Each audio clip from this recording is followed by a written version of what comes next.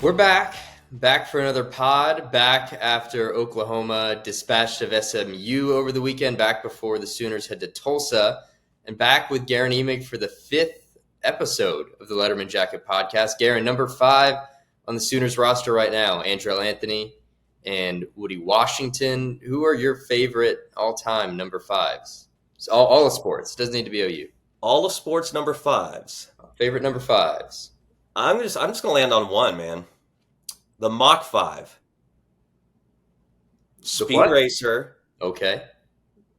Speed Racer was a cartoon, an anime cartoon in the early 1970s that captivated American children everywhere, including me. The adventures of Speed Racer, Pops Racer, Spritle, Chim Chim, Trixie, Okay. and he had a brother, the Masked Racer, and that was weird, and that was cool. And then he raced against the Mammoth car, which was awesome, and it was captivating and horrifying all at the same time. And you should do your homework and watch at least one episode before we tape again next week. I can do that. That's good homework. Trixie, you've got a cat named Trixie. Any relation? No, that one is Trixie Belden, one of my wife's favorite literary characters. Very nice. Well, my number 5s, New York Mets fan David Wright, and probably the best Met of my lifetime, number 5, and then Kevin Garnett on the Celtics, iconic number 5. Okay. So those are the 2 for me. But the 5th episode, look at us. We made it to 5. They haven't gotten rid of us yet. Can they cancel a podcast on the Sellout Crowd Network? Are we going to find that out? I think we're going to find that out. We're going to test that boundary, I'm sure, whether it's in these next few weeks, next few months, or even years. We're going to find out. Guerin, we were both in Norman Saturday night, OU SMU 28-11. Sooners improved to 2-0. A game that was impressive from an OU perspective. It was not perfect. A lot of work to be done, but in the sense that they had their lead cut in the early minutes of the fourth quarter and then just shut it down. They scored the next 2 times they had the ball. One of those possessions, they ate a bunch of clock and scored the next. They needed 3 plays to really just close it, and the defense did its job. 2 things, as Brent Venables said, he's not sure they could have done a year ago to win that game. Unfortunately, the game was overshadowed in the aftermath by Art Briles' appearance on the field with his son-in-law, Jeff Lebby. At this point, we're recording on Tuesday. It's a bit of a settled issue, at least for now, but we weren't not going to discuss it. I mean, the aftermath, Brent Venables acknowledged it after the game. Jeff Lebby acknowledged it. You were kind of front and center asking both of them those questions. Joe Castiglione came out with a pretty forceful statement. And then yesterday, Monday morning, Jeff Lebby came in with a prepared statement in his weekly press conference, apologizing for the distraction and essentially saying it won't happen again. And so I'll stress this: we're not going to spend a lot of time on this, right? But it needs addressing because I think there's both the micro and the macro on it. We'll start with the micro for OU. Why was this was a big deal? Plenty of people on social media wanted to kind of cast it aside, but for a school that had to release statements when it hired Jeff Lebby and where Joe Castiglione said something had been violated, a boundary had been violated. Mm-hmm. Why was this such a big deal? Well, you just said it. You hired Lebby. Brent Venables brought him in as offensive coordinator 2 years ago, and there's a tendency, Eli, to you want to get on the micro. I'm probably jumping straight to the macro, but I hope you'll forgive me for doing that. But the problem is sort of general, I think, and it applies to this case in particular. It's too convenient or easy for us to take something really horrible that happened someplace and get worked up about it and then sort of move on with our lives, right? And people from that really horrible episode move on with their lives, and we just sort of conveniently forget about some of the stuff that went down. And there was a lot of consternation among the OU fan base, because I heard from a lot of them 2 years ago when Lebby was hired by Venables for his staff, because people still sort of smell the burning embers from that fire down in Waco, right, over 5 or 6 years. And Then Lebby comes aboard, and then everyone gets excited about Venable's energy and, sort of rebirth of the program, and nothing really happens. Lebby doesn't do anything strange or unseemly. Briles sort of goes back into hiding. Baylor doesn't really come up except to sort of see what's going on with Dave Aranda's program down there.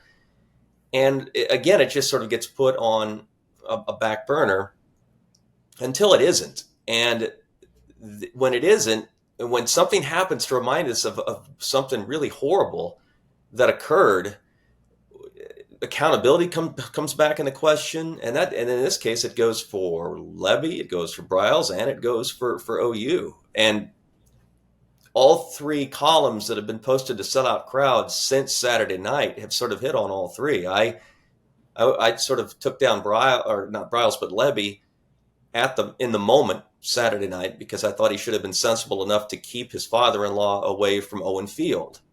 Okay.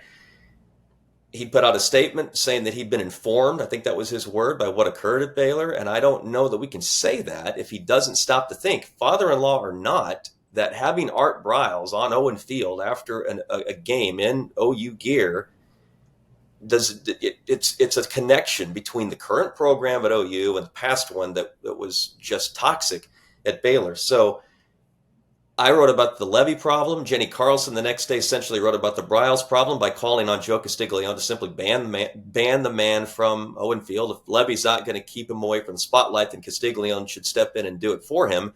And then Barry Trammell came back with our latest piece, landing back on, well, if you're the University of Oklahoma and you hired this guy, did you not think that something might occur to have the Baylor stench from that scandal get on you? And all of these things can be true, right? So I'd like for us to, if we're going to exit this episode, I'd like for us to consider the layers to it, because we don't do that often enough about a lot of things related to sports and related to college sports, OU, OSU in particular around here. Let's do that this once and think about the layers, ramifications for all three principals in this mess, right? And then try not to forget about the fact that there are still lives that were affected by what happened at Baylor. There were victims, clearly, multiple victims by what went down at Baylor. They're still going on about their lives. Probably not so easy for them, right, to move on with their trauma and anything that they've had to deal with. The legal proceedings are continue. Those cases have not all been resolved. And in the meantime, we hold, if we were holding Lebby to a standard of, I've learned something, I've been informed, again, to borrow his word, from what happened, we should also hold Joe Castiglione to a same standard, right? He's supposed to be one of the two or three most preeminent athletic administrators in college sports, and it reflects poorly on Castiglione when something like Saturday night happens. You could sort of read it, you could feel it, hear it when you were reading his statement. At least I was. He's pretty pissed off. And he has a right to be, but then he also has to go back and say, well, did I not vet this like I said I had? Maybe not this man, but this situation. I think everyone at OU seems to think pretty highly of Jeff Lebby. I don't get the sense that's any other way. He could be a good guy who makes a really bad decision that puts his university, his program, his athletic director, his head coach in a really bad light. That's what happened, and I think that's one of the many layers we need to view this episode as we leave it behind. Well, I would urge everyone interested, and I think anybody in the OU orbit who absorbed this situation on Saturday night, should be to some degree, go read what Guerin wrote Saturday night, right in the aftermath. Read Jenny Carlson's column, Barry Trammell's column. They hit this from every angle. We hit this from every angle. Returning to the micro versus the macro. Go ahead. You pumped the columns that we put out on Sellout Crowd. I want to do one thing real quick that I did on social media Sunday in the aftermath, and I need to do real quick for anyone who's listening, watching, whatever. Right now, if you're still trying to come to grips with how bad this was at Baylor, this is again the problem of just conveniently forgetting about something that might have occurred. All of us, it's been 7 years now since everything since Briles and Ian McCaw and Kenneth Starr lost their jobs, right? There's a piece that appeared on Deadspin, and I know that's automatically a little bit of an issue with people, because Deadspin, right? It's gotcha journalism, gotcha reporting. Not everything that's ever been put on Deadspin is that way. Sometimes, at least in the former version of Deadspin, real quick, they would actually do real extensive, solid investigative journalism related to sports. And there's an article that was written by Jessica Luther and Dan Solomon, came out, I think, in 2019. They obviously spent a lot of time on this. I don't think it appeared until 19. It's called It's called How Baylor Happened. I think How or Why. How Baylor Happened, I'm pretty sure is what it is. I say both all the time, but you get the gist. It takes a while to read it because it is extensive. It's exhaustive, the reporting they put into this. And it's not just Briles at Baylor. It's Briles at Stephenville High School who is called into question. Anyone having to square what happened at Baylor, they were cleared of all charges. Everyone was exonerated. This is a nothing burger from the beginning. Do me this much of a favor. Don't read what I or Jenny or Barry wrote before you read that piece of journalism. And if you get through that story and still don't have any problem with completely forgiving Art Briles and everyone on his staff at that time, including Jeff Lebby, just, you can't. You can't be. If you can, something's not ticking right in your humanity. I was glad you put that story out Sunday. I'm glad you brought it back up here because time can fade things. You've seen it. I've heard it in the last 3-4 days of people talking about Baylor in a very cavalier way. That story will hit you over the head with just what went down there, how it went down, who was behind it, and really a university culture, but a culture certainly fostered by that football program at that time that impacted many, many lives and still impacts many, many lives to this day. And it's why if all you care about is OU football, then what you saw Saturday night was a coach who had agreed to some sort of a boundary that was crossed, and there was no misunderstanding the way Joe Castiglione responded and how Jeff Lebby then had to respond on Monday. And there's that end of it. That's the Oklahoma football end. And that's why maybe it should matter to you if you're an Oklahoma fan, even if you don't care about any of that. But then there's the macro, and there's the fact that, people may say, well, at what point can we move on? Do you have to ruin a guy's life forever? And Guerin, you've written about this. We've spoken about this. Art Briles and his staff, there's not been contrition. There's not been remorse. And so, sure, maybe people deserve a second chance at some point. But what about the folks left in their wake who certainly are still being impacted by this? That's the reason it's an issue for Art Briles to have been there. And that was clearly recognized by everybody at this point now, even, Jeff Lebby, who I'm sure did not have a fun Sunday morning of meetings with Joe Castiglione or Brent Venables.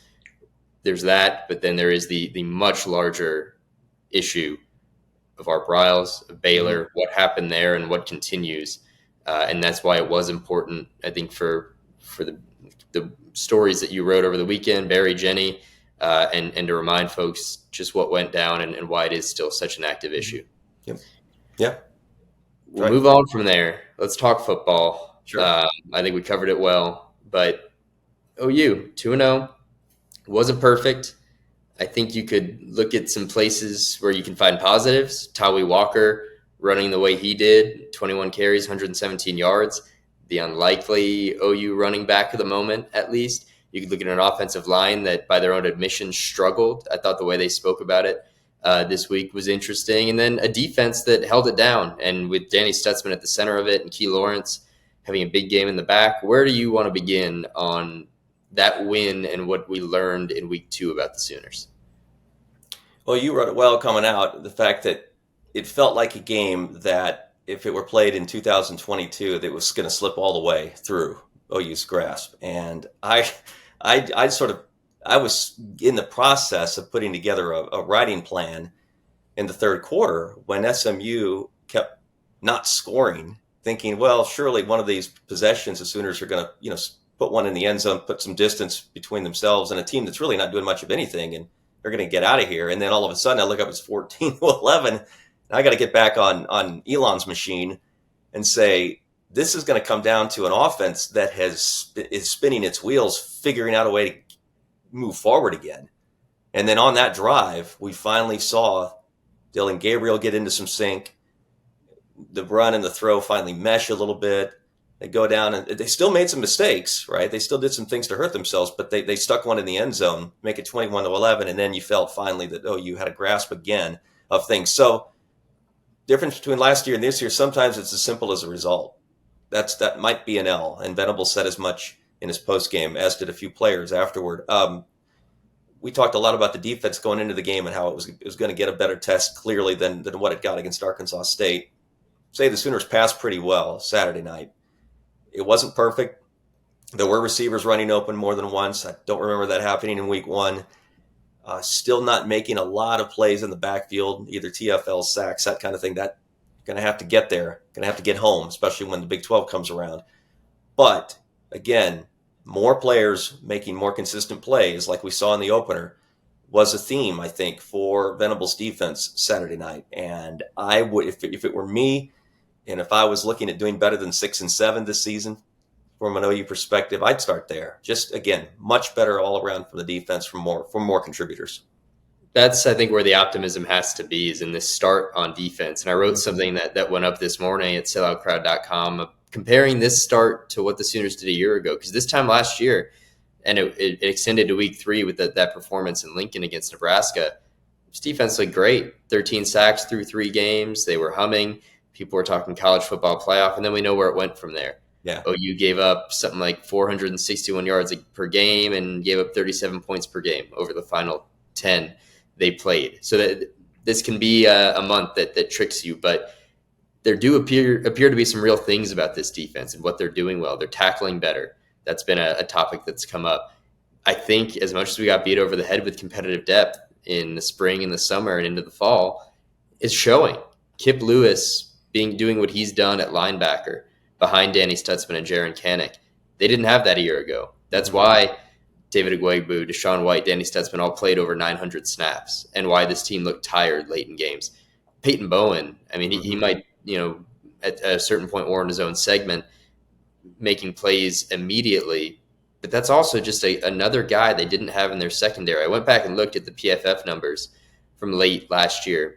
Guerin, how many defenders? We were in Lubbock that night, the overtime game, 51-48. How many individual defenders? I missed that trip. Oh, you did? And I'm still broken up about it, because you know how much I love Lubbock. I do know how much you love Lubbock. So you said that to rub it in, didn't you? I did. I can say, Eric Bailey, Ian Mall, we had a fine night in Lubbock that Friday. But all right, I apologize. We had another great trip to Lubbock together in 2021. I know you were there for that. But yes. How many defenders do you think played in that game? That overtime game, current Sooner Reggie Pearson, Rock, Dylan Gabriel in overtime, if you recall. How many defenders played that night? For the Sooners against Tech. Late in the season. Ooh, 19. Spot on. I thought I was going to stump you. But 19, that's not a lot of guys. That's not even a 2 deep. It just didn't seem like they had a lot of guys to go to by that point of the season. That's the point, is that they've got more guys. They played 42 against Arkansas State, right. Way more than they played in any game last year. The most they played in the game last year was 32. 26 against SMU kind of drops down. You can see where against a quality opponent, they were not going to play every single freshman on the roster, but they've just got the depth, and I think that's a huge difference. And it can sound hollow when we've heard it so much from every member of this coaching staff, but when it's bearing out for real and you're seeing late in the game, not only were they fresh, something they were never late in games last year, but they were able to even sub on. Kip Lewis subbed in for Danny Stutzman, who was having an incredible game and was able to make plays late in that game. And that's something they did not have a year ago. It's a difference with this defense. And I think it's one of the reasons why, if you want to compare it to last year, which I did in that article this morning, you can come away from right now feeling with a bit more hope. Yep, I agree. I will say this one thing, and I think I included this in my game according to Guerin, that I don't know if anyone read it because it was all about what happened after the game, but I think it's still at selloutcrowd.com if you want to check it out. I believe the one thing I'd be speaking of compared to last year, one thing that didn't seem to change is Dylan Gabriel's sort of riding the wave in terms of passing numbers, inconsistency. Too many times a year ago, he'd have that really good-looking stat line, and you'd think this is working. He and Lebby are meshing. He and his receivers are on the same page. They figured out run, pass, all that stuff. Then he goes out and maybe say 55 to 60% of his passes and 1 or 2 picks. And there were too many back-to-back weeks like that, from 350 and 3 touchdowns, really high percentage, to something that looked a lot different. And Gabriel got it together when he needed to, right, in the fourth quarter on Saturday night. But still, it looks familiar to me, and it's a little troubling that it does. So good in week one. What was he, 30 or 33, or was that the two quarterbacks together? I don't know. He didn't miss many passes. He had 3 incompletions. He didn't miss many, and the deep ball looked good. Everything looked good. He doesn't look comfortable. He didn't look comfortable to me. Anytime he dropped back to pass, he didn't look comfortable for 3 quarters. There's the alarm that was going off on my head before the fourth quarter, and that's something I think that warrants very close examination the next couple of weeks. I think so. I mean, there were factors to it. They struggled in the run game. The offensive line really, it was sloppy. We talked to McCabe Matoyer last night at practice, and he just said, week one we were able to get away a lot just because the talent, the size, the strength compared to Arkansas State. They could push them around and get away with stuff. They learned a lesson in week 2, and I'm sure Bill Bedenbaugh drove it home about technique, about doing things right. They committed penalties. It was not a great performance around Dillon Gabriel, and you had SMU kind of dropping in pass pro. They had a safety just kind of lurking, so I think the downfield options weren't there. But you're right. It was sort of that same pattern, 300 yards one week and struggles the next. I'll give him credit. I think he's making more plays with his feet this year and escaping things than he could a year ago, and he talked about that after the game as something he worked on. And bottom line, he accounted for all 4 touchdowns, and so he, as you said, pulled it together when he needed to, but the questions there certainly remain. And I think they also jumped to a run game that has been somewhat perplexing from the start. A month ago, we would have been talking about Javonte Barnes and Gavin Sawchuk. They're young, but the 2 most promising backs in that unit.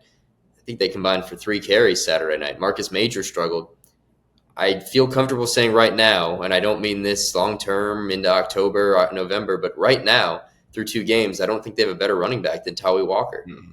I mean, here's the stat line. I have it right here. Tawee on Saturday night, 21 carries, 117 yards, 5.5 yards per carry. The rest of the OU backfield, 15 carries for 56 yards, 3.7. I know people want to see the young running backs. I think we will. I think this week we'll see them. Mm-hmm. But, clamor all you want. The most productive running back they've had has been the walk-on, wearing number 29. And I think, I don't think anything about his walk-on tag is going to stop him from being that guy if he continues to be.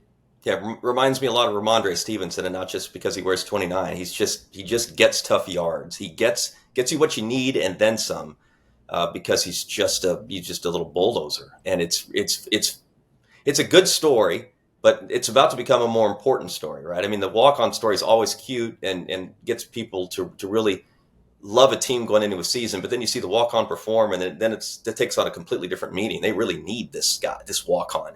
And for anyone's using Walker's emergence as an excuse to wonder about Barnes, Sawchuk, or Marcus Major, I've covered this team long enough to remember another walk-on running back who emerged out of just about nowhere, a guy named Dominic Whaley, back around 10, 12, 13 years ago. It might have been right after DeMarco Murray's era. Dominic Whaley sort of showed up out of nowhere one spring, had a pretty nice spring, a really good red-white scrimmage, and everyone thought, okay, well, that was cool. We'll never have to write about him again. He'll go away, and because he's a walk-on. They're recruiting 4-star and 5-star running backs. All Dominic Whaley did is carry it over into the next regular season and really emerge as the most reliable, consistent running back and otherwise really talented. And he was talented. I'm sorry, I shouldn't have said it that way. In a 4-star, 5-star talented stable of running backs.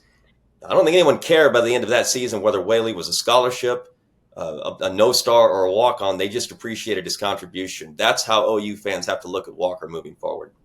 I think the best case scenario here, whoever is your starting back, whoever carries the most on a given night, is that they go 2-3 deep. That Tawee Walker is even if your hope is, as an OU fan, is that by mid-October, Javonte Barnes, Gavin Sawchuk, Marcus Major, 2 of those 3 are your guys. Mm-hmm. Every team needs a few, and injuries are going to come. And so it should be promising. I think there's folks who are bothered that Tawee Walker's getting snaps over some of these guys. One, he wouldn't be if he wasn't earning them, or if they didn't feel like he was that guy. And come on, the numbers bear it out, at least against SMU. But you need multiple ones. And here's a name. I'm not quite ready to make this comparison yet because it was one of my favorite running back seasons that I've covered. But up in Stillwater, Jaylen Warren was the 4th running back out of 4 at the start of that 2021 season. Right. And, we're talking about a JUCO transfer, not all that, somewhat similar. I think he was on scholarship, but not all that different from Tawee Walker. Even runs a bit the same, just kind of a bulldozer, hard to bring down. And by the end of that year, he was the most important running back, and you could argue non-quarterback offensive player on a team that was not far from the college football playoff. So I think ignore that tag, ignore just about everything but the way he's running right now, and folks should be appreciating that. Guerin to Tulsa. Kevin Wilson versus Brent Venables. What if I told you that in like 2010 when Kevin Wilson left? We'll start here. I need your best Kevin Wilson story. Here's one, and this tells you everything you need to know about Kevin Wilson. The fire that rages just to point A to point B as fast and as hard as you can go. That's how he's always coached, wherever he's been and whatever role he's been in. First time I met Kevin Wilson was when this would have been the 2002 season, I think, was his first. He replaced Mangino. Was it 2001 or 2002? Now I 2002. I've been doing my research. One of us has. I'm glad. I was just a wee lad back then. His first time I ever interviewed him over at the practice field, he had a center named Vince Carter. He was coming off like a freshman. Vince Carter? No, this was not the OU football player that grew up to also play basketball in North Carolina. Anyway, wanted to do a feature on Vince, just a cub reporter for the Norman Transcript, went to the new position coach, talked to Kevin Wilson about Vince Carter, took him about 1 minute to say, "You're asking me about a backup." So this guy was a freshman All-American center the year before. "You're asking me about a backup." What? It's like there's no way. And then he tells me why I'm asking him about a backup. In other words, if Vince Carter doesn't get his bleep together soon, we've got about 3 more weeks of these 2-a-days. If he doesn't get his stuff together, it's not going to be Vince Carter in the starting lineup at the season opener. I couldn't believe it. I went back home. Went back to the office. People still gathered in the office back in 2002, and I transcribed Wilson's quotes. And I thought, okay, this is one of my first OU football stories. It's the first one involving Kevin Wilson. I'm going to call him, and I could go with it and be all salacious, right, and TMZ it up and all that stuff, or I could double check and make sure this is what he really wants to say about a freshman All-American. And it's not so much that for the record, he heard what he'd said. We toned it down a little bit. The message remained. We toned it down just a little bit. But that in a nutshell is Kevin Wilson. He if you aren't on board all the time, he will send a pretty harsh message that he knows that you aren't, and it's going to be up to you to fix it. Carter went on to have a great season. Wilson went on to have a great career at OU, first as line coach, then as offensive coordinator. And I went on to decide that, in fact, it's okay to to double check with the staff assistant, just so that we you know what I mean, just so that we take some of the rougher edges off, especially when you're trying to get to know a staff assistant. I'm not sure I do that now because it's 25 years later. I'm a little more comfortable in my role and my, in my place as a sports writer or columnist. But back then I did the man a favor. I think he appreciated that I did the man a favor, but it's the reason why I had to do him a favor that's the story here. He doesn't BS no matter what the topic. And if you're either in or you're out, and that's how he's been at TU, right? And writing about him this week, so far, spoiler alert, it's working. They needed structure and discipline, which are 2 of his pillars. But it's an old school guy coaching at a new time for college football and athletics, and you have to sort of reconcile that. And there is some reconciliation going on there too. It's a really interesting time he's coming in there. I mean, everything's changing around college football. Right.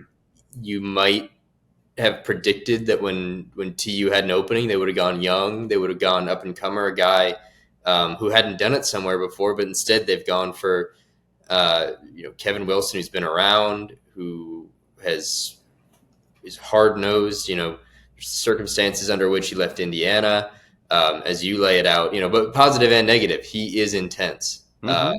And maybe that's what they need at Tulsa. We're going to get a feel for where they're at this weekend, certainly. Brent Venables spoke this morning, really complimentary of him. And I think it went both ways. And in Kevin Wilson's presser, there's a lot of respect for two former Stoops assistants. And I don't know, how often do Stoops assistants go up against each other? Can you think of many other instances? I can't off the top of my head. It's a very Trammell question. No, exactly. I'm running through in my head right now. I'm running through the guys who've had jobs, and I bet it's happened. I just can't remember when. Stoops would have gone up against Mangino, would have gone up against Leach, but two of his own assistants. I bet. Yeah, like Leach, maybe Leach v. Sumlin, Kevin Sumlin at one time, or Sumlin versus somebody. Maybe Wilson when he was at Indiana versus somebody.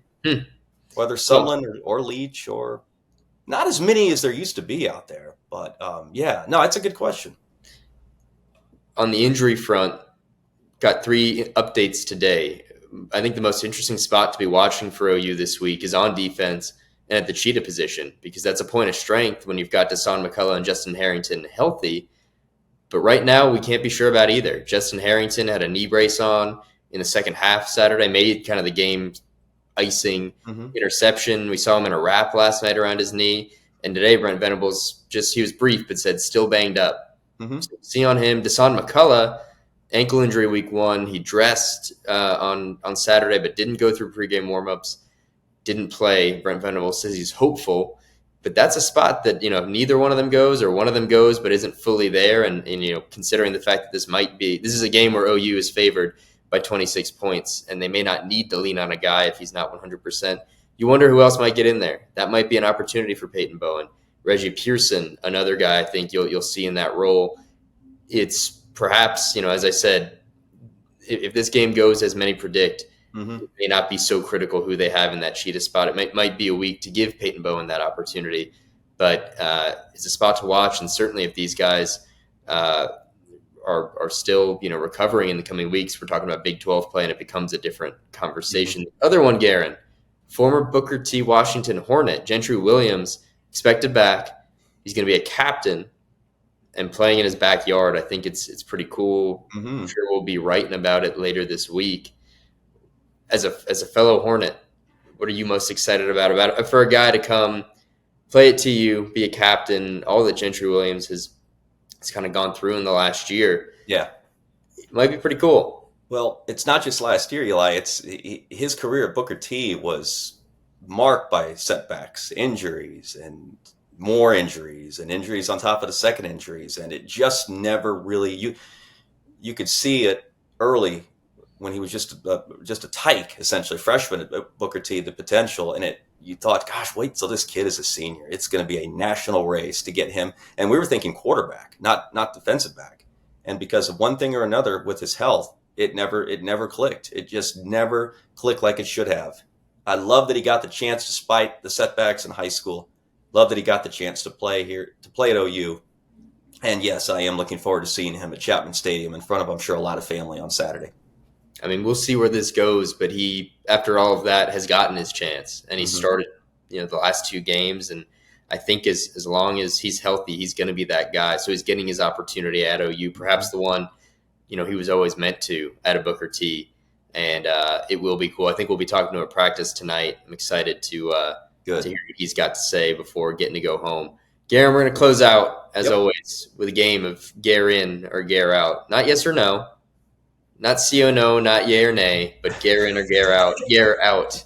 And we're going to run through some rapid-fire questions here. It is Tulsa week, so we'll start here. You're a native Tulsan. Well, native means you were born there. I know you weren't born in Tulsa. I'll accept native. I moved here when I was 10. That's close enough. All right, that's good. Well, I think fine. You're a Tulsan. Sure. So, the Golden Driller, Guer-in or Guer-out? Guer-out. Whew. Really? That's awful. It has been awful. It always will be awful. What should be the landmark? For something so ugly to be so big. I mean, they sort of said, well, let's build something ugly and then double down by making it like 25 stories tall. No, Golden thank Driller. you. No, What should thank be the landmark of the city then? If not that. you. I don't know, Booker T. All right. Wherever you are, that's got to be, that's the Booker place. T. Washington High School, the pride of the Great Southwest, should be Tulsa's landmark. All right. Guer-in, Guer-out. Tawee Walker I'll say the feature back because we don't know how they'll be running, but the feature back against Texas on October 6th.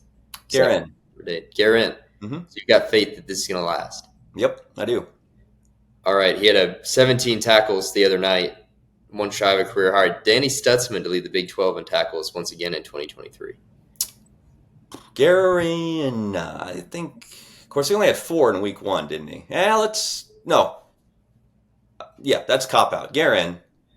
I think if he's playing, so. if he's healthy for all those games, I think it's a good shot. The only caveat here, and I'd have to look at the numbers. He blew everyone out of the water last year. It wasn't particularly close. Mm-hmm. If he plays less because they're able to save him because they have the depth to do it this year, maybe that's a variable. But shoot, they were spelling him the other night, and he had 17. So I don't know if that's going to slow him down. Right, and he didn't play much the first week, and he's still averaging a little 10.5. Is that right? Yeah, 10.5. That'll do. I mean, it was 125 last year, and so he's not too far off that pace already. Mm-hmm. All right, some famous Tulsans in music. Oh, Guer-in or Guer-out on Hanson? This is tough because I think they get a little bit of a bad rap. I mean, personally, Guer-out. Personal music preference. I'm not asking you to make judgments on them. Yeah, Guer-out. I mean, I'm not looking past bop, and I never really got into bop, so Guer-out. Garth Brooks. Guer-out. But that goes for Garth Brooks Industry. That's not a shot at Garth. I'm just not into that genre of music. I don't have a lot of faith in my next one then. Joe Diffie. I don't know who that is. So it's a default Guer-out. He's a I don't famous. know You don't know Joe? I mean, I don't. He's a country singer, I believe. Joe Diffie? Joe Diffie. Usually it's you stumping me. Sounds like he should be the special teams coach of the Atlanta Falcons or something. A big wad of chaw in his his lower lip. Well, moving along, is Texas back? Guer-in or Guer-out? Guer-out. I got to see more. If you're asking me today, I got to see more. And that is what I'm at. Obviously a huge win over the weekend with Bama and a statement. They didn't just go there and beat them. They beat them on the line. Yeah. They overpowered them. Oh, it was impressive. No, I'm impressive. not downplaying the accomplishment. We need to see more. Yeah. If this is the high point of their season, then they're not back. Mm-hmm. All right. It's the second time there's ever been 2 0-2 teams in the Big 12, if you can believe it. And never before has an 0-2 team from the Big 12 made a bowl game. 1 of Baylor and Texas Tech, 2 of Baylor and Texas Tech, or none of Baylor and Texas Tech to make a bowl game. I might have. This doesn't sound like Guer-in or Guer-out. No, it doesn't. I've turned it around. Look, it's only episode 5. Well, Guer-in or Guer-out on one of either of those teams making a bowl game. That might make Guer-in. Yeah. How about Guer-in both? on 1. How about both? Guer-out. Are your Kansas Jayhawks for real? Guer-in. Wow. What do you think of the black uniforms? You liked them? Guer-in. In. Okay. Big fan of the black uniforms. Deion Sanders in Colorado to get to 8 wins. It's a tough schedule, a tough conference. Mm-hmm.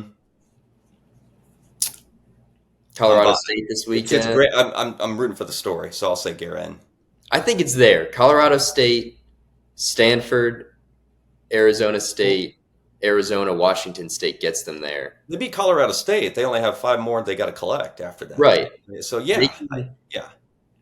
But they've got tough sledding. Oregon, Arizona, UCLA, Oregon State, Washington State, Utah is not easy. Mm-hmm. But I think they've proven they're going to at least be in some of these games. And I think if they're in them, who knows? And there's some of that prime magic. Alabama, 4 losses. Haven't lost more than 4 games since Saban's first season. And I'm not shipping them off yet, but they don't have an easy run either. They've still got to go up against Ole Miss, A&M, Arkansas, Tennessee, LSU, Auburn. Did you see 4 losses?